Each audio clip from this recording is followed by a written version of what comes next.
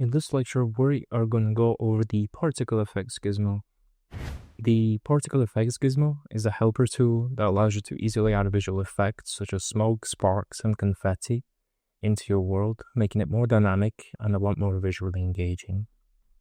To add a particle effects gizmo, we're going to build gizmos, and then we'll find the particle effects gizmo right here. Then we can simply drag and drop it into our world, and as soon as we drop it, we can see it plays the default preset over here. If you look on the right side in the properties panel, we can see there's a few options for the emission, such as play on start, which would mean it will play as soon as the world simulation is on, as soon as the world is started. If it loops, aka once it finishes, it's going to play again repeatedly for infinity. The preset, we'll go over the presets, and then preview. When you're working with particle effects, it's a really nice option to be able to preview these effects. So let's go over the presets. We know that the default is sort of a smoke puff sound and sort of a smoke puff effect. The default and the smoke puff are exactly the same.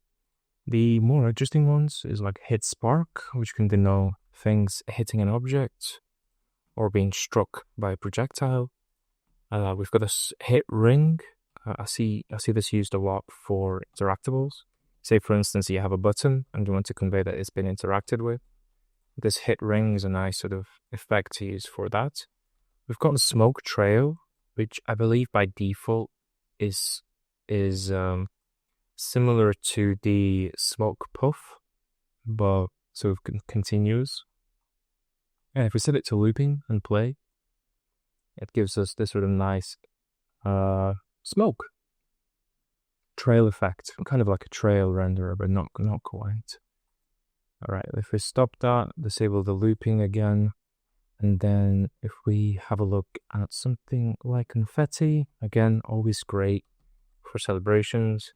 Note that the scale of the gizmo, so if it's scaled to something like 0.1, right, about 1 scale, that affects the size of the emission and of the effect itself. So if I press play, we can see it's this big, and then if I scale it up to something like 4, set that to an even 4, right, we can see the effect is quite huge. The confetti is far bigger than what it was. Same goes for squishing it against a particular axis. If I squish it along the forward axis here, we can see that it does actually get squished. Same goes for the height. If we squish it on the y-axis, we can see it sort of gets dispersed along the ground. So something like this, right, is an interesting effect. Again, you can play around with these and do all sorts of things with them. If for some reason you've got a really large scale gizmo, right, you need it, there is a nice option here, remember, in the view mode, where we can toggle the visibility of gizmos. No, if we toggle the visibility, now we can't interact with it unless we select it from the hierarchy panel.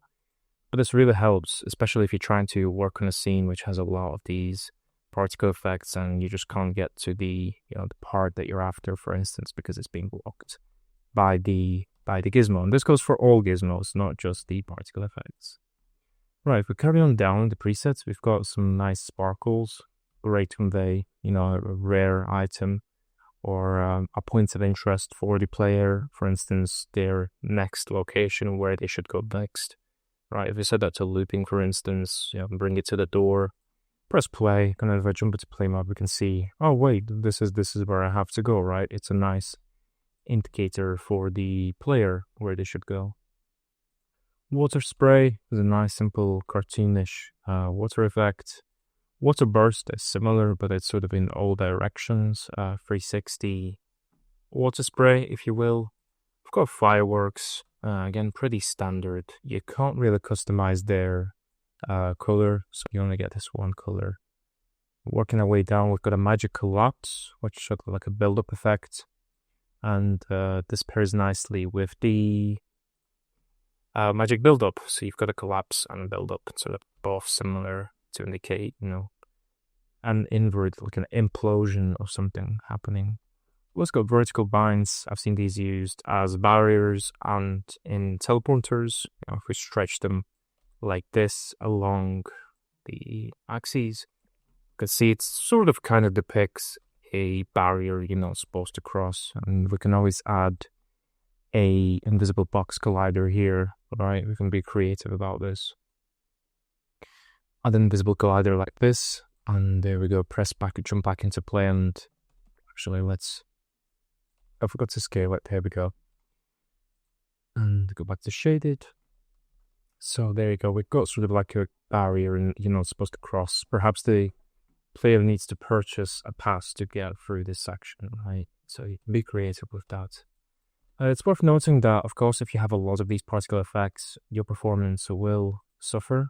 So I do recommend keeping them, looping off if you can.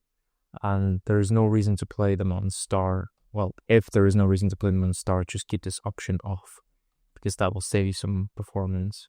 Also, you can spawn them in as assets when you need them, and then despawn them afterwards, so they're not taking up that capacity in your world.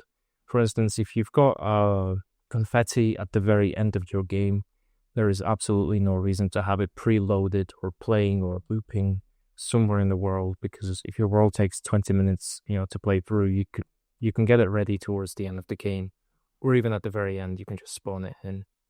So yeah, be mindful of the performance implications. Moving on, for heart effects, very simple heart sort of effect. Here, it's actually very hard to see. Let me scale that up. And hey, we're going to make use of this hide gizmos, because the effects still play.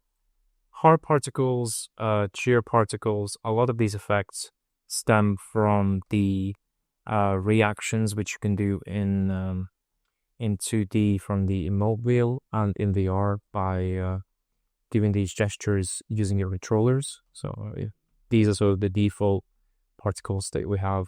Like particles, if you give a thumbs up in virtual reality, this will show up. And wave particles is another one. It's one of the defaults. I'm not quite sure what these new ones are. These have got an interesting name on them. 3D coin, 3D confetti, very similar to the existing confetti effect. Here's another one. Right, so we do have access to a few more. They look like the other emoji that we have, yeah. So the kind of emoji that you get when you're changing your reactions in VR, for instance. But there you go. That sort of covers the switch away to hit ring. That sort of covers the prototype particle effects. I don't know why it's called prototype, but just the particle effects gizmo. You can also attach it to objects as we did previously, for instance, with the trail gizmo, right? We can attach a particle effects. Let's go ahead and do a sphere, and then we're gonna enable interactive, and then we are gonna do physics unwrappable, and then we are gonna pair these two things together. Create a parent object. I always tend to forget that if you create a parent, the children take on the properties of that parent. So we also need to make the parent object interactive and grabbable. Let me just reset our effect. I'll bring this back so you can see what I'm doing. So this is our effect. This is what's playing right now. Oh, I may have just deleted it. Hit ring is what's going to play. We're going to also have it looping and play on start. And they're both paired into this empty object, and then we're going to do motion, interactive, grabbable, and physics, both enabled. And then if I disable that, we can see now they're both parented together.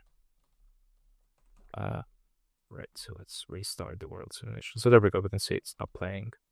And it's interactable, so we've got a sort of a point of interest sphere with looping particle effects. Obviously not perfect or ideal for performance, because we don't want a particle effect always playing, but hey, we do have a sphere.